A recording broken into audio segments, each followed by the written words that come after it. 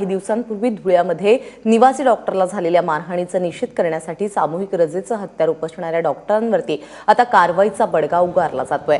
नागपूरच्या शासकीय वैद्यकीय रुग्णालयातील 310 आंदोलक डॉक्टरांना निलंबित करण्यात आलेलं आहे, तर इंदिरा गांधी वैद्यकीय रुग्णालयातील 130 डॉक्टरांचं निलंबन करण्यात आलंय। बेकायदेशीररित्या सामूहिक रजा घेतल्याच्या आरोपाखाली सर्व डॉक्टरांना वैयक्तिकरित्या बोलवून निलंबन पत्र सोपवलं जात आहे। दरम्यान रुग्णालयामध्ये प्रशासनाच्या कारवाईवरती उद्या भूमिका घेतली जाईल असं मार्टच्या अध्यक्षांनी सांगितलेलं आहे।